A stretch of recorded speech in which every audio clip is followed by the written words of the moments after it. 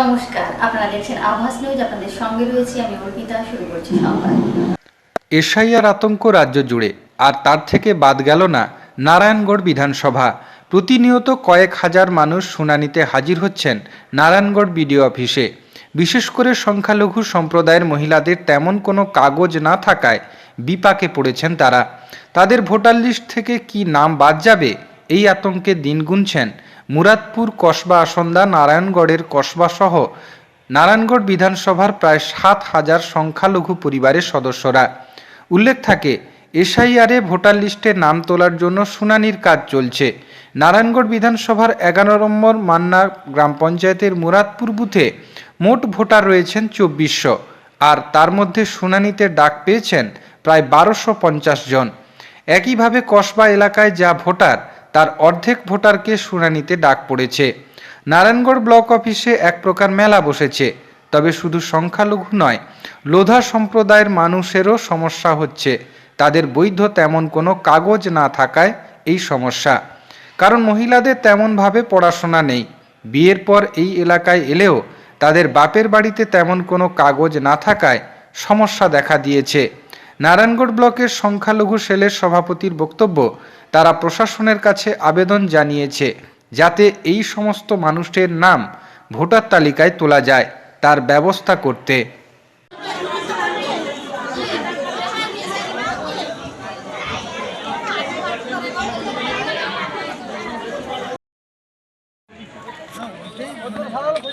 ঠিক কইছি, ঠিক রাউ রাউ করতো না, আমি সোজা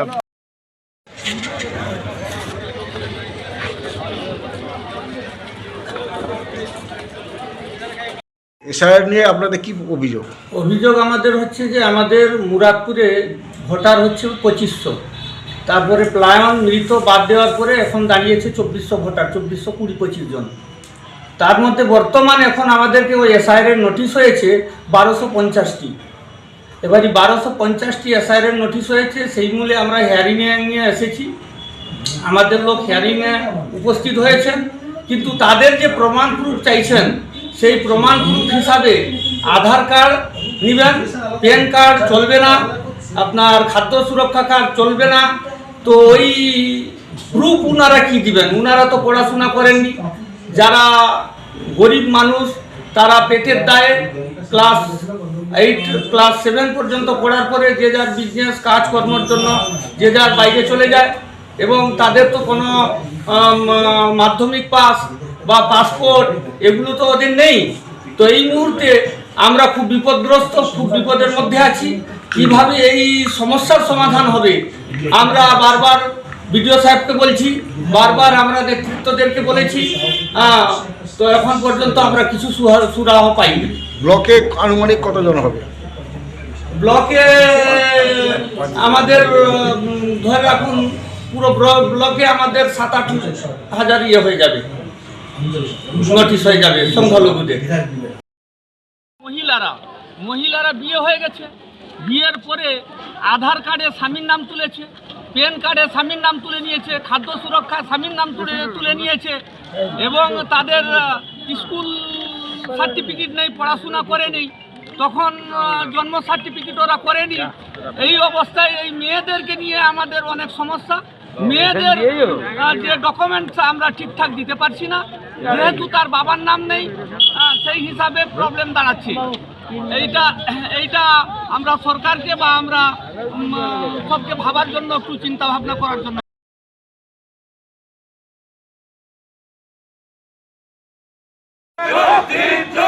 শুধুমাত্র বাংলায় এসআইআর কার স্বার্থে বিজেপি জবাব চাই, এসআইআর নাম করে 80 বছরের বৃদ্ধাকে ডেকে হিয়ারিং কার স্বার্থে বিজেপি জবাব চাই, এসআইআর নাম করে 80 বছরের বৃদ্ধাকে হামলা কার স্বার্থে বিজেপি জবাব চাই, উন্নয়নের কাণ্ডারি মমতা ব্যানার্জি তোমায় জানাই কেউ মুখ ফোটানোর জায়গা ছিল, সন্ত্রাসের চরম জায়গা নারায়ণগড়। যারা বুক চিতিয়ে লড়াই করেছে, টিপু টুডু, গৌরাঙ্গ, যারা এই কর্মীরা প্রথম উঠে নারায়ণগড়ে সিপিএম এর বিরুদ্ধে লড়াই করতে গিয়ে ঝান্ডাটা এরাই লাগিয়েছিল, অন্য কেউ লাগাতে আসেনি। এই মহাপুরুষ যারা আপনারা আজকে বড় বড় পালওয়ানগিরির কথা বলছেন, আপনাদেরকে আমরা সেদিন দেখিনি। 2008 সাল 2009 সাল আমি নারায়ণগড়ের হাটের ওপর দাঁড়িয়ে, কাউসার বাবু ছিলেন, একটা লোককে পারি, দুজনেই যুক্তি করলাম আজকে নারায়ণগড় যাব। আমরা খালি গলা হলো বক্তব্য রাখবো। যতই করো হামলা, এবার জিতবে বাংলা, এই স্লোগানকে সামনে রেখে রবিবার নারায়ণগড় বিধানসভা নারায়ণগড়ে মহামিছিল ও পথসভা করল শাসক দল তৃণমূল কংগ্রেস। আর পথসভা থেকে বিজেপির দালালদের এক প্রকার হুঁশিয়ারি দিলেন বিধায়ক সূর্যকান্ত অট্ট। উল্লেখ থাকে, শনিবার পাঁচালীর কর্মসূচি করে ফেরার পথে কতিপয় ব্যক্তি তৃণমূলের ঝান্ডা নিয়ে তৃণমূলের বিধায়ককে হেনস্থা করার চেষ্টা করে। ব্লক তৃণমূলের সভাপতি সুকুমার জানার গাড়ির কাঁচ ভেঙে দেওয়া হয়, তার উপর হামলা চালানো হয়। পুলিশের সামনে এই ঘটনা ঘটলেও পুলিশ ছিল নীরব দর্শক। আর দলের নির্ধারিত কর্মসূচি হিসাবে এদিন নারায়ণগড়ের কয়েকটি অঞ্চলের কর্মীদের নিয়ে সেই 6 নম্বর নারায়ণগড় এলাকায় মিছিল ও পথসভা করল তৃণমূল কংগ্রেস। এদিন মিছিলের স্লোগান ওঠে, হারমাত দুষ্কৃতীদের শাস্তি চাই। এদিন মিছিলে হাজির ছিলেন বিধায়ক সূর্যকান্ত অট্ট, ব্লক সভাপতি সুকুমার জানা, যুব সভাপতি সুভাষ রায়চৌধুরী সহ বিভিন্ন নেতৃত্বরা। এদিন মিছিলের শেষে বক্তব্য রাখতে গিয়ে বিধায়ক বলেন, সিপিএমের জমানায় এই সমস্ত নেতারা কোথায় ছিলেন, তারা কোন দলটা করতেন, বর্তমানে কোন দল করেন তারা নিজেরা জানেন না। তাই সূর্য অট্ট জানে কোন রোগে কি চিকিৎসা করতে হয়, তাই সময় বলবে। বিজেপির কথায় যারা তৃণমূলকে ভাঙার চেষ্টা করছেন তারা ভুল করছেন, তাদের বিচার এই নারায়ণগড়ের মানুষ দেবেন, তাই সাবধান হয়ে যাওয়ার কথা বলেন এদিনের সভা থেকে। হামলা কার স্বার্থে বিজেপি জবাব চাই, জবাব দাও। ও গরিব মানুষের উপর হামলা করলে কার স্বার্থে অমিত শাহ জবাব চাই, জবাব দাও। শুধুমাত্র বাংলায় এসআইআর কার স্বার্থে বিজেপি জবাব চাই, জবাব দাও। এসআইআর নাম করে 80 বছরের বৃদ্ধাকে ডেকে হেয়ারিং কার স্বার্থে বিজেপি জবাব চাই, জবাব দাও। এসআইআর নাম করে 80 বছরের বৃদ্ধাকে হামলা কার স্বার্থে বিজেপি জবাব চাই, জবাব দাও। উন্নয়নের কাণ্ডারি মমতা ব্যানার্জি তোমায় জানাই স্বাগত।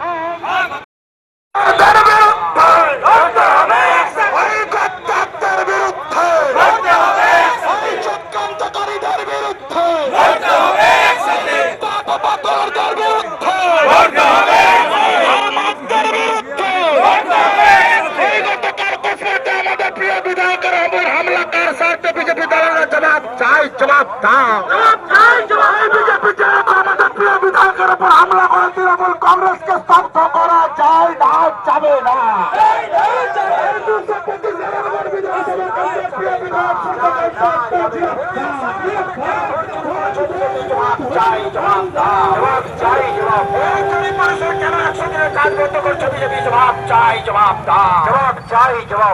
বাংলার অধিকার রক্ষার্থে তৃণমূল কংগ্রেস লড়ছে, লড়বে, লড়ছে, লড়বে। তৃণমূল কংগ্রেস সম্প্রীতির বার্তা চললে তৃণমূল কংগ্রেস লড়ছে, লড়বে, লড়ছে, লড়বে। এই মেহনতি মানুষের স্বার্থে তৃণমূল কংগ্রেস লড়ছে, লড়বে, লড়ছে, লড়বে।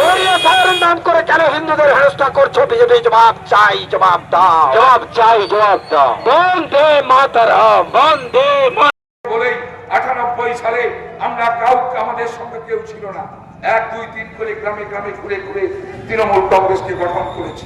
রক্ত ঝরেছে, ঘাম ঝরেছে, মাথায় 12টা স্টিচ আছে। নারায়ণগড় ব্লকে 12টা মানুষের মৃত্যু হয়েছে। তাদের রক্তে শপথ দিয়ে বলেছিলাম, তোমাদের রক্তের পবিত্র স্বাক্ষরে মুক্তির সূর্য শিখা জ্বলবে। আমাদের সংগ্রাম চলছে, চলবে। আমরা সংগ্রাম করি, আমরা সেই সংগ্রামকে হাতিয়ার করে আমাদের নারায়ণগড়ের মানুষকে আরো ঐক্যবদ্ধ হতে হবে। 34টা বছর সিপিএম চলে গেছে, না করেছে এক হাত ঢালাই, না করেছে এক হাত পিচ, না করেছে পানীয় জল, না দিয়েছে বিদ্যুৎ, না দিয়েছে লাইট, না করেছে মাটি। শুধু তারা কৃষক সভার চাঁদা জুলুমবাজি করেছে নারায়ণগড়ে বাজারের উপর, আর সাধারণ মানুষের উপর তারা অত্যাচার করেছে। সেই জায়গা থেকে মানুষ পরিত্রাণ নিয়েছে নারায়ণগড়ে। সিপিএম এর নেতাদের নাম বললে তো আজকে অনেক সময় চলে যাবে তাদের সম্পর্কে বলা। বাঘে গরুতে এক ঘাটে জল খেতে আমাদের কাছে কেউ ছিল না। আজকে এই মানুষগুলো যখন সিপিএম এর বিরুদ্ধে লড়তে গিয়ে তারা সামনে সরে পেরেছে, দলকে সংগঠিত করেছে, মানুষের ভুল ত্রুটি থাকতেই পারে, আমি বলছি না। আমরা সবাই স্বয়ং সম্পূর্ণ, আমরা কোনো ত্রুটি করি না, ত্রুটি তো মানুষেরই হয়। আজকে সেই জায়গার উপর দাঁড়িয়ে আমরা লড়াই করেছি। 5 নম্বর পাকশরী কে ছিল? রঞ্জিত বোসকে সামনে রেখে সেখানে লড়াই হয়েছে। সিপিএম এর পালওয়ান নেতা একটাকে বাকি গড়তে জল খেত, কম অত্যাচার হয়েছে। জাতিপাড়ার বাজারে রঞ্জিত বোসের গাড়ি লাগাতে দেওয়া হয়নি, মারুতি গাড়ি লাগাতে দেয়নি, গাড়ি এখান থেকে ভেঙে পাঠিয়ে দেওয়া হয়েছে। একটা লোককে উন্নয়ন করে জাতিপাড়াতে সেন্টার দিতে আসে, কেউ সেন্টার দেওয়ার মতো জায়গা ছিল না। যেদিন আমি 11 সালে নির্বাচনে ভোটে দেব, তার 3 মাস আগে থেকে লক্ষ্মী সিংকে গ্রেপ্তার করা, 48 দিন জেল খেটে বেরিয়েছিল। সেদিন নির্বাচনকে মাত্র 5 দিন বাকি ছিল। লড়াই আমরা করেছি, ডেলিগেশন তৃণমূল কংগ্রেসের কর্মী সমর্থকদের আছে বলে এই ডেলিগেশন আমি মৃত্যুর আগে পর্যন্ত আমার সহকর্মীদের ভুলব না। আমি লড়াই করে আমার সহকর্মীদেরকে সঙ্গে নিয়ে সত্যের পথে, ন্যায়ের পথে এই লড়াই নারায়ণগড়ে যেদিন শুরু হয়েছিল 98 সালে, আজও পর্যন্ত সেই লড়াই চলছে।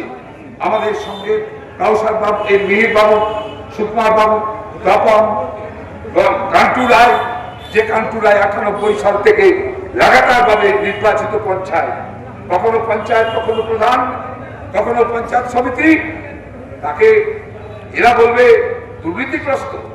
কারা বলছি? কেউ বা এই চক্রান্তকারী যারা আছেন আপনারা চিনে নিন, আমি চিনি হবে, আমি কি করতে হয় সেটাও জানি, আমি সেটা কি করতে হয় সেটাও জানি। যেরকম ঠাকুর সেরকম পুজো সূর্যকে ছাত্র অবস্থা থেকে দিয়েছে বলে আমাকে আর নতুন করে পুরোহিত হতে হবে না। সবাইকে আমি অনুরোধ জানাবো, সুন্দর 26-এর নির্বাচনকে সামনে রেখে আমাদের দিদি, আমাদের মুখ্যমন্ত্রী 4র্থবারের জন্য মুখ্যমন্ত্রী করতে হবে।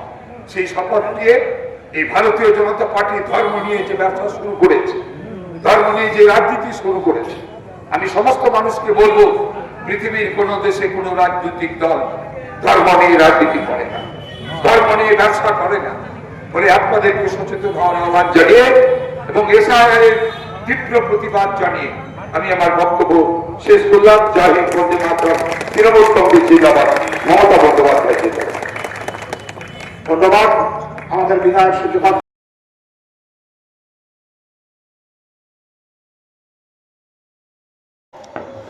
বৈধ নাগরিকদের এসআইআর তালিকা থেকে বাদ দেওয়ার চক্রান্তের প্রতিবাদে ধিক্কার ও প্রতিবাদ সভা করল তৃণমূল।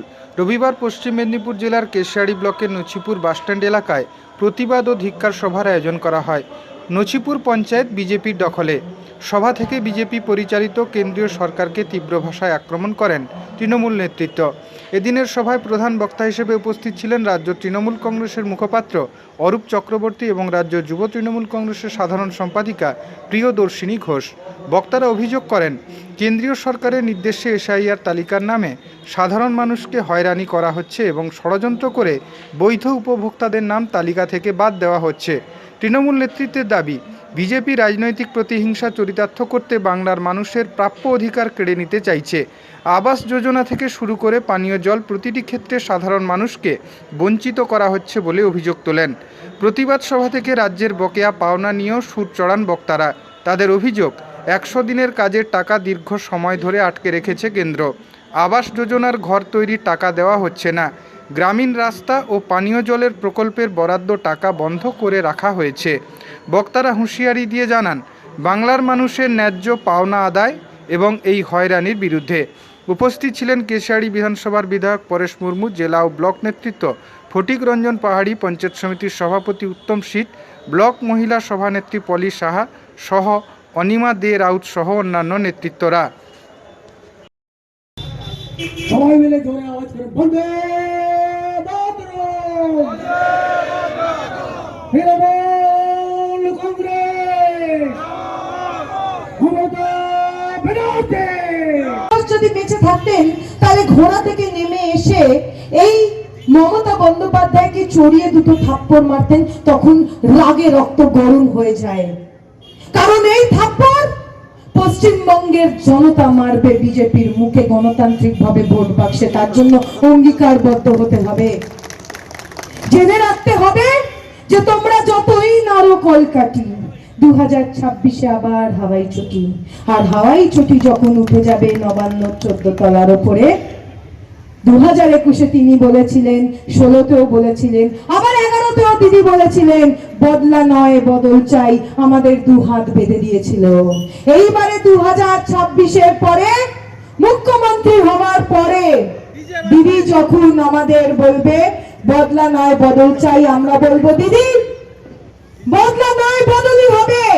শুধু রবীন্দ্রসঙ্গীতের সাথে সাথে পাড়ায় পাড়ায় একটু ডিজে বাজানো হবে, পাড়ায় পাড়ায় ভূতে ভূতে একটু খেলা দেখানো হবে, কারণ অনেক সহ্য করেছি অত্যাচার। এইবারে আমাদের পালা, আমাদের চোখে আঙুল দিয়ে এদের দেখিয়ে দিতে হবে যে বাঙালি সহ্য করে, বাঙালি অনেকক্ষণ সহ্য করে, কিন্তু বাঙালি যখন চটে যায়, বাঙালি যখন রেগে যায়, তখন কিন্তু এরা চোখে পদ্ম ফুল না সর্ষে ফুল দেখবে, এটা নিশ্চিত করবে এই রাজ্যের বাঙালি। প্রত্যেকে অঙ্গীকারবদ্ধ হন, 26-এর লড়াইটা খুব হালকা ভাবে নিলে চলবে না। এরা হয়তো মাঠে ময়দানে নেই, কিন্তু অনেক ভাবে এরা কিন্তু নানান রকম ভাবে পরিকল্পনা করবার চেষ্টা করে।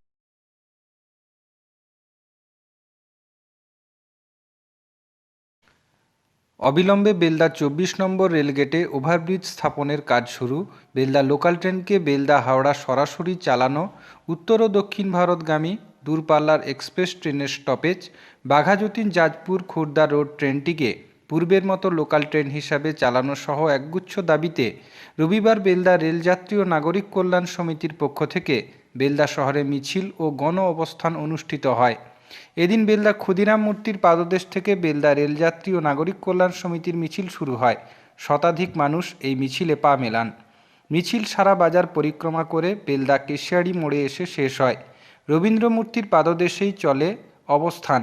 সমাজের বহু বিশিষ্ট মানুষ এই সমাবেশে উপস্থিত থেকে তাদের সুচিন্তিত বক্তব্য রাখেন। উপস্থিত ছিলেন অবসরপ্রাপ্ত প্রধান শিক্ষক শ্রী তপনেশ দে, অবসরপ্রাপ্ত শিক্ষক অনন্ত জানা, নাগরিক প্রতিরোধ মঞ্চের জেলা সম্পাদক সুরঞ্জন মহাপাত্র, বিশিষ্ট ব্যবসায়ী জ্ঞানেন্দ্রনাথ পাত্র, রাজু চণ্ডক, প্রধান শিক্ষক দীপঙ্কর তেওয়ারি, সৌমেন বাগ, সঞ্জয় মোদক, সূর্যকান্তি নন্দ, বিশ্বজিৎ পাহাড়ি, অ্যাডভোকেট সমীর রায় সহ বহু বিশিষ্ট মানুষ।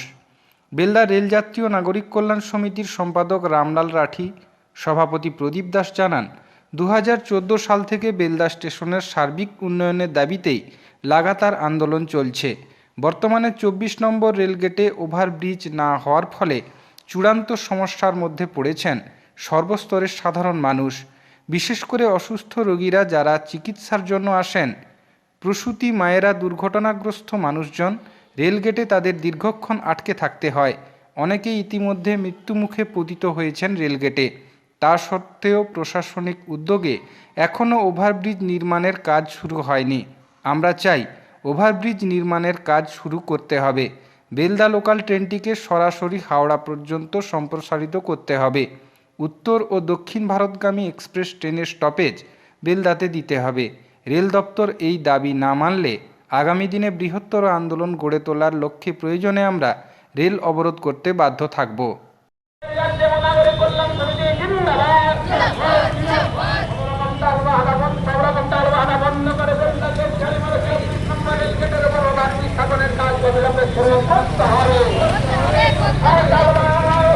আমার পিছনে না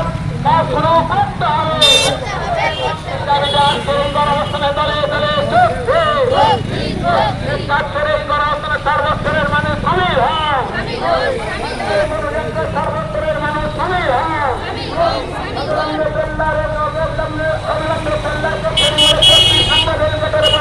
স্থাপন করতে হবে।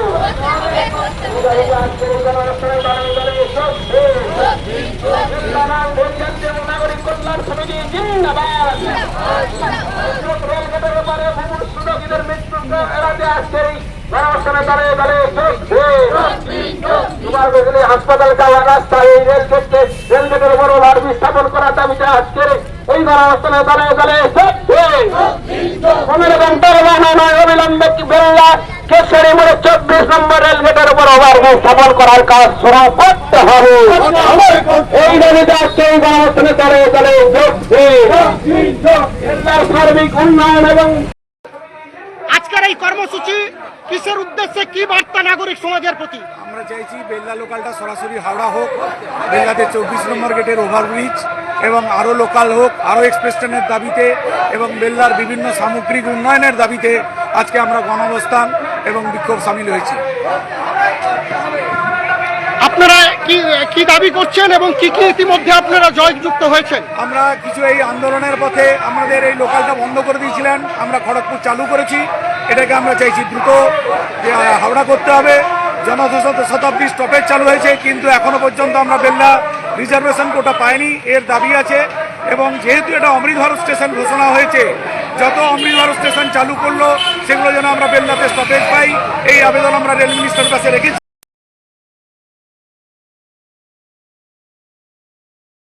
প্রতি বছরের ন্যায় এবছরও বেলদার বিশিষ্ট সমাজসেবী সুজিত চক্রবর্তী তার স্বর্গীয় পিতা পুলিন বিহারী চক্রবর্তী স্মৃতির উদ্দেশ্যে পিছিয়ে পড়া গরিব মেধাবী ছাত্রছাত্রীদের পাঠ্যপুস্তক প্রদান করে আসছেন দীর্ঘ কয়েক বছর ধরে। এবছরও বেলদা ক্লাবের সরস্বতী পুজোর মঞ্চ থেকে বিভিন্ন এলাকায় প্রায় 450 জন ছাত্রছাত্রীর হাতে পাঠ্যপুস্তক তুলে দিলেন। পাশাপাশি ব্লাড ক্যান্সারে আক্রান্ত এক কলেজ ছাত্রীকে আর্থিক 10,000 টাকার সাহায্য সহ বেশ কয়েকজনকে উচ্চশিক্ষায় পড়ার জন্য অর্থ সাহায্য করলেন।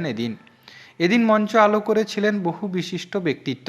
তাদের উদ্দেশ্যে সুজিত বাবু বলেন, যদি এইভাবে একটু একটু করে পিছিয়ে পড়া মানুষের পাশে দাঁড়ানো যায়, তাহলে সমাজের পিছিয়ে পড়া মানুষদের তাদের পথ চলতে সুবিধা হবে। পাশাপাশি জঙ্গলমহলের বিভিন্ন ছাত্রছাত্রীদের উদ্দেশ্যে তার বার্তা, যদি কোনো শিক্ষা বিষয়ে সমস্যায় পড়েন তারা যেন তার সঙ্গে যোগাযোগ করেন। সুজিত চক্রবর্তী দীর্ঘ কয়েক বছর ধরে এই ধরনের সমাজসেবামূলক কাজ করে আসছেন।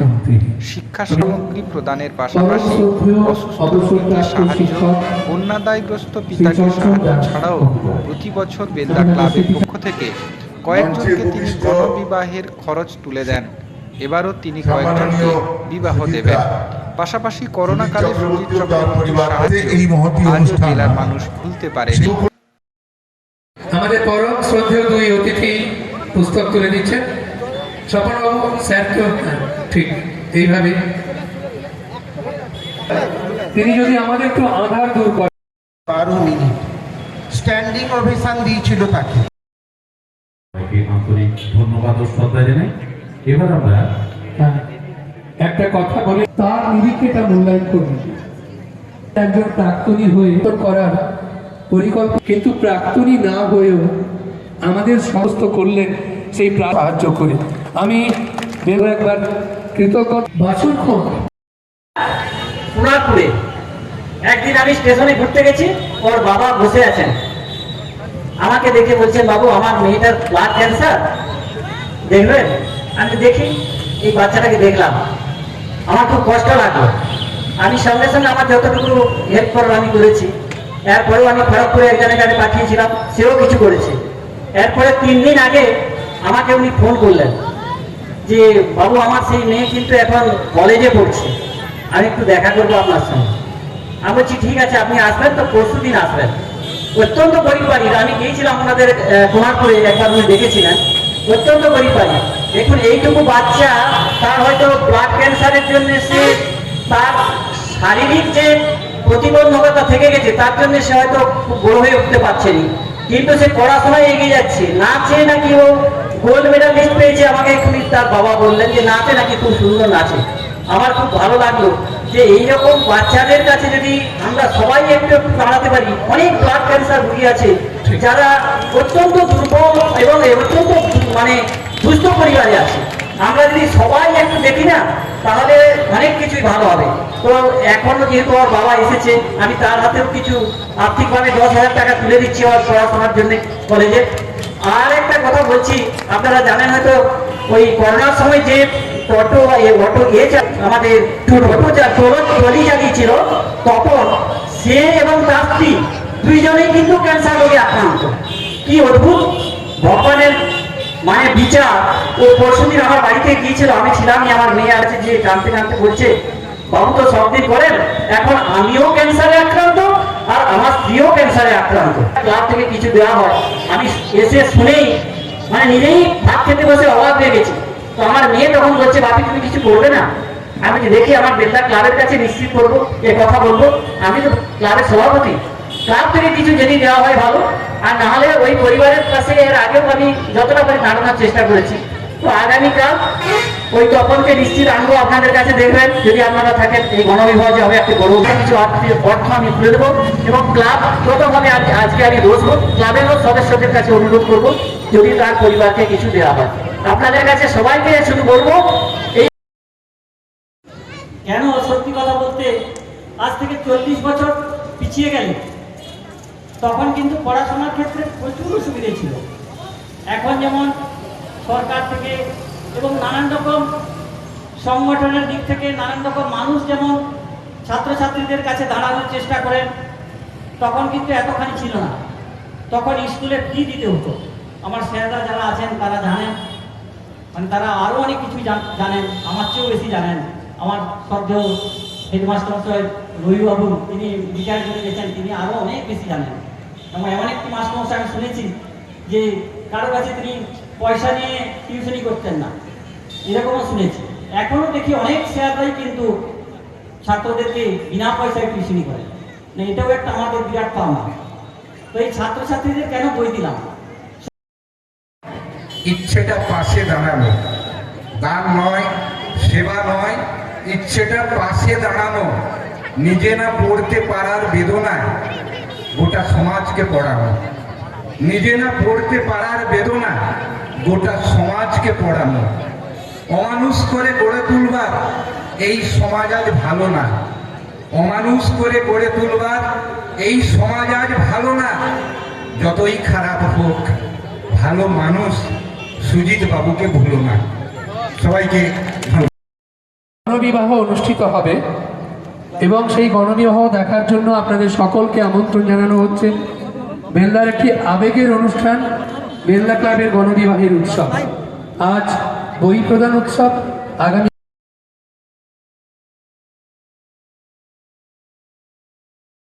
অবিলম্বে নির্বাচন কমিশনের আতঙ্ক সৃষ্টিকারী এসআইআর বন্ধ করা এবং কেন্দ্রের বিজেপি সরকারের বকলমে এনআরসি তৈরি ও সর্বজনীন ভোটাধিকার হরণকারী এসআইআর বাতিলের দাবিতে রবিবার বেলদাতে মিছিল করল এসইউসিআই কমিউনিস্ট দল। এদিন দলের কর্মী সমর্থকরা বেলদা কেশিয়াড়ি মোড় থেকে মিছিল শুরু করে সারা বেলদা বাজার পরিক্রমা করে ট্রাফিক স্ট্যান্ডে পথসভা অনুষ্ঠিত হয়। বক্তব্য রাখেন এসইউসিআই কমিউনিস্ট দলের জেলা কমিটির সদস্য স্বদেশ পড়িয়া, শ্যামাপদ জানা প্রমুখ নেতৃবৃন্দ। এসইউসিআই কমিউনিস্ট দলের বক্তব্য, কেন্দ্রীয় সরকার এদেশের জনগণকে বিগত দিনে যা প্রতিশ্রুতি দিয়েছিল তা রক্ষা করেনি। বছরে 2 কোটি বেকারের চাকরি, ব্যাংকের অ্যাকাউন্টে 15 লক্ষ টাকা কালো টাকা উদ্ধার, কোনো কিছুই করতে পারেনি। তাই মানুষের দৃষ্টি ঘুরিয়ে দেওয়ার জন্য, মানুষকে বিভাজন, আতঙ্ক সৃষ্টি করার জন্য এসআইআরের নামে ঘুরপথে এনআরসি চালু করতে চাইছে, বহু নাগরিককে বেনাগরিক করতে চাইছে, এদেশের অধিকাংশ মানুষের ভোটাধিকার খর্ব করতে চাইছে। তার প্রতিবাদে আমাদের দল লড়াই আন্দোলন সংগঠিত করছে। আমরা চাইছি মানুষের মৌলিক অধিকারকে হরণ করা চলবে না। মানুষের বাঁচার জন্য অন্ন, বস্ত্র, বাসস্থানের ব্যবস্থা কেন্দ্রীয় সরকারকে করতে হবে। অনুপ্রবেশের তকমা দিয়ে বিজেপি শাসিত রাজ্যগুলিতে তাদেরকে তাড়িয়ে দেওয়া হচ্ছে, তাদের উপর দমন পীড়ন অত্যাচার করছে। আপনারা তাদের কর্মসূচির মধ্য দিয়ে রাখবেন, যেটা প্রভাবে গোটা রাজ্যের সুবুদ্ধি সম্পন্ন মানুষ যেখানে শুভেচ্ছা পাঠিয়েছেন। আমাদের রাজ্যের প্রশাসনিক ক্ষমতায় আছেন মহিলা মুখ্যমন্ত্রী মমতা বন্দ্যোপাধ্যায়।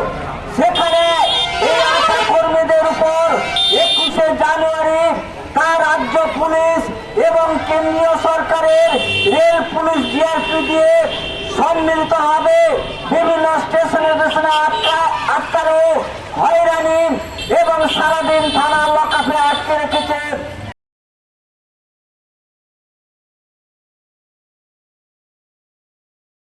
শালগাছের মহিরুহে ঘেরা প্রাকৃতিক পরিবেশের মাঝে অবস্থিত ঝাড়গ্রাম রাজ কলেজে পঞ্চসপ্ততি বর্ষপূর্তি উদযাপন উপলক্ষে বর্ণাঢ্য যাত্রা। রবিবার সকালে পতাকা উত্তোলনের মধ্য দিয়ে এই ঐতিহাসিক উদযাপনের শুভ সূচনা হয়। পতাকা উত্তোলন করেন ঝাড়গ্রাম জেলার জেলাশাসক আকাঙ্ক্ষা ভাস্কর। পঞ্চসপ্ততি বর্ষপূর্তি উপলক্ষে একটি বর্ণাঢ্য শোভাযাত্রার আয়োজন ছিল। সেই শোভাযাত্রায় উপস্থিত ছিলেন গোপীবল্লভপুরের বিধায়ক ডক্টর খগেন্দ্রনাথ মাহাতো, ঝাড়গ্রাম রাজ কলেজের বর্তমান অধ্যক্ষ দেবনারায়ণ রায়, প্রাক্তন অধ্যক্ষ নিমাই চাঁদ মাসান্ত সহ কলেজের শিক্ষক শিক্ষিকা ও ছাত্রছাত্রীরা। অনুষ্ঠানে দেশ বিদেশের বহু প্রাক্তনী ছাত্রছাত্রী উপস্থিত থেকে স্মৃতিচারণে মেতে ওঠেন। কলেজের প্রাক্তনী সংসদ, বর্তমান ছাত্র প্রতিনিধি এবং শিক্ষক সংসদের যৌথ উদ্যোগে আগামী 25, 26 ও 27 জানুয়ারি এই 3 দিনব্যাপী পঞ্চসপ্ততি বর্ষপূর্তি উদযাপনে নানা কর্মসূচির আয়োজন করা হয়েছে। উল্লেখ্য, 1949 সালের 8ই মে ঝাড়গ্রাম কৃষি মহাবিদ্যালয় নামে পথ চলা শুরু করেছিল এই ঐতিহ্যবাহী শিক্ষা প্রতিষ্ঠান, যা আজ শিক্ষা ও সংস্কৃতির ক্ষেত্রে ঝাড়গ্রামের গর্ব হিসেবে পরিচিত। সাহায্যের প্রতি আমাদের অন্তরের কুর্নিশ। ঝাড়গ্রাম রাজ কলেজ আমাদের গর্বের, অস্মিতা, অহমিকার।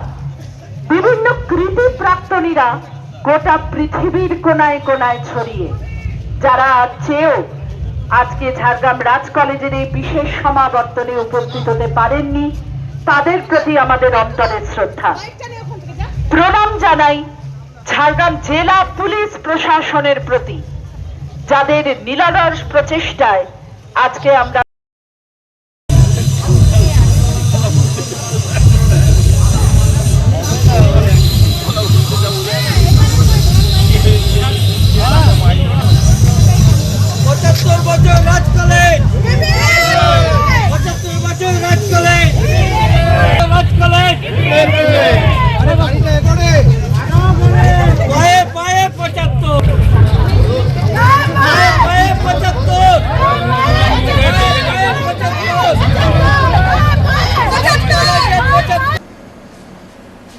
সংবাদ এই পর্যন্তই। নমস্কার।